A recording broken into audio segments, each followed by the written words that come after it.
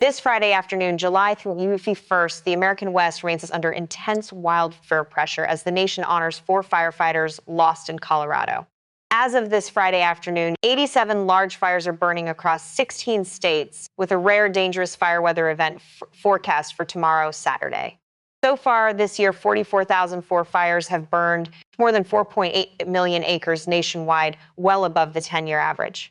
Loomis in northern Washington has faced a level 3 go-now evacuation notice as the Sinlahekin fire burns near the Canadian border. This afternoon, dangerous heat grips the Southwest. Storms threaten the Mississippi Valley, and monsoon thunderstorms are reduced flash flooding around the Four Corners. This update uses information available Friday afternoon. Conditions can change quickly, so let's begin with the latest verified reports from the Pacific Northwest. We start in Washington state, where residents near active fires should monitor county alerts closely and be prepared for evacuation levels to change. The Sinlahekin fire, which started July 26th, has burned 11,316 acres and remains at 0% containment. The Kaiser Canyon fire, Washington's largest wildfire this year, is at 129,678 acres and 29% contained. Near the Canadian border, the remote Ptarmigan fire is listed at 12,000 acres and 0% containment after its acreage was revised through better mapping. Wildfire smoke has also affected communities across the border in southern British Columbia, including portions of the Boundary and South Okanagan regions. Reports of falling ash near Bridesville have circulated locally, but the verified regional warning focuses on smoke and reduced air quality across the area. For tomorrow, Saturday, August 1st, the Storm Prediction Center places part of central and southeastern Washington in its highest fire weather category, extremely critical. The forecast calls for relative humidity near 15 to 20% and sustained winds of 20 to 30 miles per hour across exposed areas. Energy release components are approaching or exceeding the 95th percentile, indicating exceptionally dry fuels capable of supporting rapid fire growth. The Little Giant Fire, about 30 miles northwest of Leavenworth, has burned 25,209 acres and remains 0% contained. Firefighters have observed uphill runs, crowning, and spotting, while structures and critical infrastructure remain threatened near the White River corridor. Moving south, Oregon has 30 active lighthouse fires covering approximately 1,679,000 acres in the latest national report. That is nearly 59% of all acreage currently burning in large active fires nationwide, giving Oregon the country's largest share. The Big Grass Fire, about 25 miles southwest of Jordan Valley, has burned 303,057 acres and is 21% contained. The Roe Creek Complex is at 304,832 acres and 46% containment, with Crosswhite forming most of its footprint. The Coleman Creek Fire has burned 204,279 acres and remains officially listed at 0% containment. 0% does not mean crews have built no fire line. It means no portion of the perimeter is yet counted as officially contained. The second flat fire northwest of Burns and Hines is at 102,926 acres and 18% containment. There is better news at the Hay Creek Complex, now listed at 200,292 acres and 90% contained. At the Akawa Butte Fire, structural protection resources has been demobilizing as conditions improve, while wildland crews continue managing the incident. Officials report that crews triaged 146 structures and prepared more than 50 homes before some resources were reassigned to other fires. Idaho reports 6 large fires totaling 15,678 acres, including 3 new fires, with critical fire weather expected in the Panhandle. Across the Southwest, dangerous heat continues. Parts of Arizona, Nevada, and Southern California are forecast to reach between 110 and 120 degrees. The hottest desert locations may approach 125 degrees, while the current point forecast for Death Valley reaches about 122. Major to extreme heat risk remains widespread, and very warm overnight temperatures will limit recovery for people without reliable cooling. Around the Four Corners, monsoon moisture will support afternoon and evening thunderstorms through Saturday across parts of Arizona, New Mexico, Colorado, and Utah. Slow-moving storms may produce isolated flash flooding, winds, and hail. Avoid slot canyons and never cross a flooded road. Now to Colorado, where 4 firefighters ultimately died from injuries suffered during the June 27th burnover at the Knolls Fire. The incident happened in Mesa County near the Utah border after the Snyder Fire merged with other fires and overtook the Knolls area. According to the preliminary accident report, 5 crew members were overtaken as terrain-enhanced winds reached 30 to more than 50 miles per hour. 3 firefighters died that day: Emily Barker, Nick Hutcherson, and Sydney Watson. 2 others were injured after the crew deployed emergency fire shelters. Smoke trapped near the ground prevented a responding helicopter from landing safely. Investigators continue examining the full scene, and the report remains preliminary. Nathan Matthews, a rifle heli-attack firefighter from Lincoln, Nebraska, survived for 27 days before dying from his injuries on July 24th. Earlier today, July 31st, his remains were escorted west along Interstate 70 by the Colorado State Patrol, fire agencies, and his rifle heli-attack team. The procession departed the Denver Federal Center at 7:30 in the morning and traveled to Bureau of Land Management facilities in Grand Junction. Elsewhere in Colorado, the Gold Mountain Fire is at 39,506 acres, 64% containment, with costs above $51 million. In coastal California, the Woodside Fire is burning near Salt Point State Park in Sonoma County, north of San Francisco. CAL FIRE lists the incident at 143 acres and 30% containment, with evacuation orders and warnings remaining in the surrounding zones. Salt Point State Park and part of Highway 1 have been closed as crews work in steep timber-covered terrain under shifting coastal winds. In Minnesota, the governor declared a peacetime emergency in July, and state officials approved an additional 30 days of assistance through about mid-August.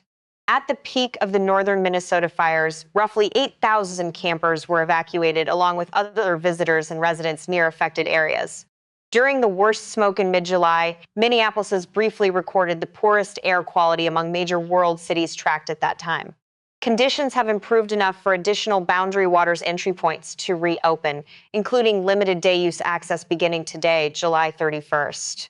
Now to the central United States, where this Friday afternoon a surface low and cold front are interacting with warm, moisture-rich air across the Mississippi Valley. Thunderstorms are expected to develop from the middle Mississippi Valley's T-end and Ozarks into nearby portions of the central United States. For this afternoon and tonight, the Storm Prediction Center has a slight risk, level 2 of 5, in the middle Mississippi Valley and southern high plains. Damaging wind is the main threat. Isolated hail is possible, with a brief tornado risk focused closer to the surface low in northern Missouri. A separate slight risk for excessive rainfall covers the upper Midwest, mid-Mississippi Valley, and Ohio Valley, where storms may repeatedly cross the same locations. Across the South's daily downpours continue, and localized flash flooding remains possible in areas covered by a marginal risk. Returning to the national wildfire picture, 87 large fires are active, with 26,675 firefighters and support personnel assigned. National Preparedness Level 5 has been in effect since July 18th, meaning resources are heavily committed and less active regions are nearing drawdown levels. The most urgent forecast concern for tomorrow is Saturday's fire weather across the Pacific Northwest, especially central and southeastern Washington. A potent upper-level trough is moving into the Pacific Northwest and British Columbia, strengthening winds across the region. The system will deepen a surface low over southern Alberta and push a dry cold front across the Northwest and northern Rockies. This front will bring little useful rain to the most threatened areas, while rapidly increasing wind across dry fuels and existing fires. Downslope winds east of the Cascades can warm and dry as they descend, further lowering humidity across the Columbia Basin. Red flag conditions begin late Saturday morning, with southwest winds of 20 to 30 miles per hour and gusts commonly reaching 35 to 50. The particularly dangerous situation period is expected to mainly from 2 until 8 Saturday afternoon, when some exposed locations may gust above 50 miles per hour. Spokane and Yakima remain in the upper 80s with gusty winds, while the Columbia Basin and Tri-Cities face hot, dry, and windy conditions. Western Washington and Oregon will be cooler. Seattle is forecast near 72 with a chance of rain, and Portland near 76. Saturday night into Sunday, strong winds spread east into the northern Rockies and northern Great Basin as the system advances. NIFC calls the system unseasonably strong, with widespread critical and locally extreme fire conditions expected across portions of the region. Several large active fires lie within or near the wind corridor, including Big Grass, Coleman Creek, Little Giant, Kaiser Canyon, and Sinlahekin. Strong wind, low humidity, and exceptionally dry fuels could cause rapid spread on existing fires and make new ignitions difficult to contain. The Storm Prediction Center's Day 2 outlook places a portion of the Columbia Basin in the extremely critical category, its highest level. This rare designation signals an environment capable of extreme fire behavior, but it does not predict exactly where a new fire will start. Communities across central and eastern Washington, including the Columbia Basin, should follow local alerts rather than rely on a single generalized map. The broader critical area extends from eastern Oregon and Washington through northern Idaho into northwestern and north central Montana. Confidence is high in the wind and low humidity forecast. The exact response of each individual fire remains uncertain. Some containment lines may hold, while other fires may make significant runs. New evacuation orders will depend on actual fire behavior and location.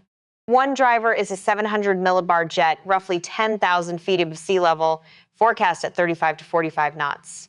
A tightening pressure gradient helps transfer stronger winds toward the surface, especially where daytime heating mixes the lower atmosphere. Terrain gaps and east-facing slopes can further accelerate wind, creating localized gusts stronger than those at nearby sheltered locations.